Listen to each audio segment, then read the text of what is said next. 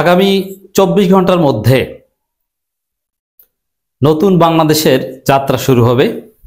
নতুন গন্তব্যে স্বাধীনতার 54 বছর পর এক নতুন বাংলাদেশ নতুন গন্তব্যে যাত্রা শুরু করবে। যাত্রা স্টার্ট হবে, বাংলাদেশ রওনা দিবে। কিন্তু ইন্টারেস্টিংলি ভাগ্যের নির্মম পরিহাস ফর বিএনপিকে হতাশ করে এই যে নতুন যাত্রা, নতুন ট্রেন স্টার্টিং, টেক অফ, এটা বিএনপি বুকে পাথর চাপা দিয়ে মেনে নিচ্ছে, বাধ্য হচ্ছে।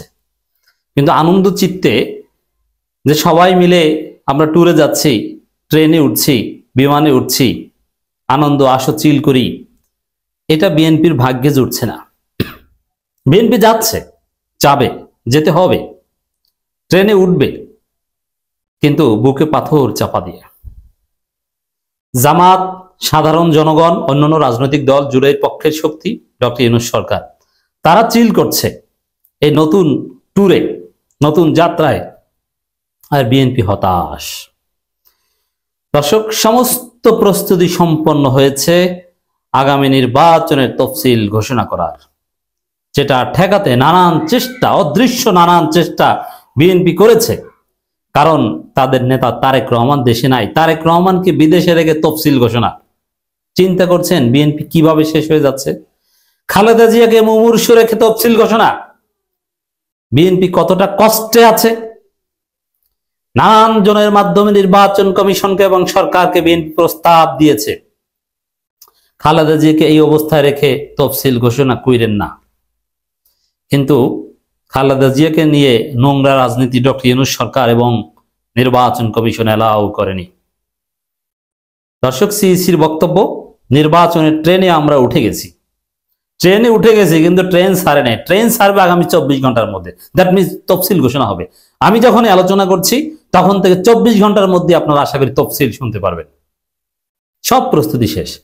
প্রধান বিচারপতির সাথে সাক্ষাৎ করার একটা রীতি, সেটাও শেষ। সরকার প্রধানের সাথে তো সাক্ষাৎ আগেই হয়েছে, দ্যাট মিনস ইউনূসের সাথে। রাষ্ট্রপতির সাথে সাক্ষাৎটা 10 ডিসেম্বর হবে এবং তারপরেই ওই একই দিনে রেকর্ডিং, তারপরে রাতেই আপনারা জাতির উদ্দেশ্যে প্রধান নির্বাচন কমিশনের ভাষণের মাধ্যমে তফসিল শুনতে পাবেন। সম্ভবত 8 ফেব্রুয়ারি কিংবা 12 ফেব্রুয়ারি বা এই সময়ের মধ্যেই ভোট অনুষ্ঠিত হবে।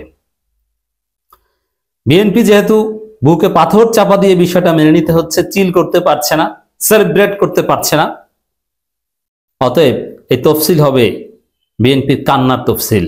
এই তফসিল হবে বিএনপির পরাজয়ের তফসিল। এই তফসিল অনুযায়ী নির্বাচন হবে এবং সেই নির্বাচনে বিএনপি পরাজিত হবে এবং বিএনপি পরাজয় মেনে নিয়ে বিরোধী দল হিসেবে সংসদে রোল প্লে করতে বাধ্য হবে। একটু এদিক ওদিক করতে পারবে না, যেটা আপনারা ডাকসুতে দেখেছেন অথবা চাকসুতে, জাকসুতে বিভিন্ন জায়গায় দেখেছেন। এর কোনো অল্টারনেটিভ নাই। সিইসি বলেছেন নির্বাচনের ট্রেনে আমরা উঠে গেছি। এই ট্রেন থামিয়ে দিতে বিএনপি নানান চেষ্টা করছে, এখনো করবে, কিন্তু লাভ নেই। বিএনপি সন্ত্রাস করছে, বিভিন্ন জায়গায় তারা হামলা করছে জামায়াতের নেতাকর্মীদের উপর, কোনো লাভ নেই। আমরা নির্বাচনের ট্রেনে উঠে গেছি বলে মন্তব্য করেছেন প্রধান নির্বাচন commissioner AMM Nasir Uddin. Supreme কোর্টের প্রধান বিচারপতি ডক্টর সৈয়দ রেফাত আহমেদের সঙ্গে সাক্ষাৎ শেষে সাংবাদিকদের সঙ্গে আলাপকালে তিনি মন্তব্য করেন, প্রধান বিচারপতিকে কেন্দ্র করে আদালতকে ব্যবহার করেও নানানভাবে নির্বাচনের কার্যক্রম স্থগিত করানোর ষড়যন্ত্র বিএনপি করেছে, কিন্তু পারেনি।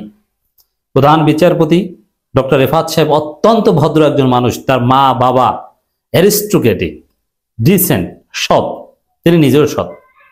কোনোভাবে কোনো পলিটিক্যাল পার্টির প্রতি তার বায়াসনেস নেই এবং কোনো অন্যায় কিছু তার মাধ্যমে করানো সম্ভব হচ্ছে না। এমনকি ওয়াকারুজ্জামান যখন ভালো ছিলেন না, ওয়াকার নানান চেষ্টা করেছেন কিন্তু শেষ পর্যন্ত লাইনে এসেছেন। ওয়াকার যখন ভারতের কথা একটু লাভালাভি করতেন, তখন প্রধান বিচারপতির সাথে একটা গোপন বৈঠক করেছিলেন গুলশানে। প্রধান বিচারপতিকে তত্ত্বাবধায়ক সরকারের প্রধান উপদেষ্টা হওয়ার প্রস্তাব দিয়েছিলেন যে ডিসেম্বরে একটা তত্ত্বাবধায়ক সরকার হবে, তো ডিসেম্বরেই যেহেতু আপনি বিদায় নেবেন, সদ্য সাবেক প্রধান বিচারপতি হিসেবে আপনি তত্ত্বাবধায়ক সরকারের প্রধান উপদেষ্টা হবেন, ইউনূস সরকারকে দিয়ে নির্বাচন হবে না। এই প্রস্তাব নিয়ে গিয়েছিল ওয়াকারুজ্জামান সেনাপ্রধান প্রধান বিচারপতির কাছে, কিন্তু প্রধান বিচারপতি মুখের উপর চপেটাঘাত করে দিয়েছেন যে না, এটা হবে না। এই সরকার এরপরেই যখন ওয়াকার দেখলো যে চারদিক থেকে তার রাস্তা বন্ধ, রিফাইন্ড আওয়ামী লীগ, নতুন তত্ত্বাবধায়ক সরকার, কিছুই হচ্ছে না, তারপরে ওয়াকার এক পর্যায়ে লাইনে আসতে বাধ্য হয়েছে। ওয়াকার এই চেষ্টা করেছিল মূলত ইউনূস সরকার ক্ষমতায় থাকলে গুম খুনে জড়িত সেনা কর্মকর্তাদের বিচার করা হবে, এমনকি এক পর্যায়ে ওয়াকার কোনো অন্যায় করলে সেটাও বিচারের আওতায় আসতে পারে এই ভয়ে। কিন্তু এখন আর ইউনূসের বিরুদ্ধে কোনো ষড়যন্ত্র করার সুযোগ নেই। অতএব বিএনপি এটা চেয়েছিল, বিএনপি ওয়াকার এবং ভারত যৌথ প্রচেষ্টা করে ইউনূসকে হটিয়ে ডক্টর রিফাতকে প্রধান উপদেষ্টা করে নতুন সরকার কায়েম করতে চেয়েছিল, কিন্তু হয়নি। এই জন্য বলবো যে বুকে পাথর চাপা দিয়ে এই তফসিল মেনে নিতে বাধ্য হচ্ছে। সমস্ত প্রস্তুতি সম্পন্ন হয়েছে এবং দৃশ্যমান কোনো ষড়যন্ত্র নেই। এখনো যারা ষড়যন্ত্রের কথা বলছে তারা পরাজয়ের ভয়ে ষড়যন্ত্র তত্ত্ব দিয়ে নিজেদের ব্যর্থতা ঢাকার চেষ্টা করছে। প্রধান বিচারপতির সঙ্গে বৈঠক শেষ হওয়ার পর সিসির কাছে একজন সাংবাদিক জানতে চান, আমরা কি স্যার তারা নির্বাচন ট্রেনে উঠে গেছি? এর প্রত্যুত্তরে সিসি বলেন, হ্যাঁ ট্রেনে উঠে গেছে। এর মানে তফসিল ঘোষণা নিয়ে আর কোনো সন্দেহ সংশয় নেই। We trust in professor Yunus. Professor Yunus আছেন, কোন শক্তি তফসিল ঠেকাতে পারবে না। বিএনপির কিচ্ছু করার নেই, মেনে নিতে হবে। বিএনপি বলছে ইউনূস পাক্কা জামাতি, জামাতের পিওর সমর্থক। ইউনূস নাকি জামাতের পিওর সমর্থক। আপনারা এটি বলবেন, এইটা বলেই শান্তি পাবেন, এর বাহিরে কিছু করতে পারবেন না। যেমন ঢাকা বিশ্ববিদ্যালয় ভিসিকে জামাতি বলেছে, গালি দিয়েছে, বিএনপির হাইকমান্ডও বলেছে, ছাত্র দলও বলেছে, কিন্তু কিছু হয়েছে? কারো কিছু আসে যায় তাতে? ভিসি আছে, আবার বিএনপি গুজব ছড়িয়েছে এই ভিসিকে নাকি কোথাকার রাষ্ট্রদূত বানিয়েছে, মিথ্যা কথা। তো এই যে গুজব জামাতি অমুক তমুক, এগুলো বলায় কোনো লাভ হয়েছে বিএনপির? কোনো লাভ হয়নি। এরকম এখনো যা বলছে কোনো লাভ হবে না। মজার বিষয়, সিইসি ছিল বিএনপির, এখন এই সিইসি কে জামাতি নিরপেক্ষ বলে ট্যাগ দিচ্ছে বিএনপি। জামাতি নিরপেক্ষ, এর মানে নিরপেক্ষতার ভান ধরেছে, আসলে জামাতি।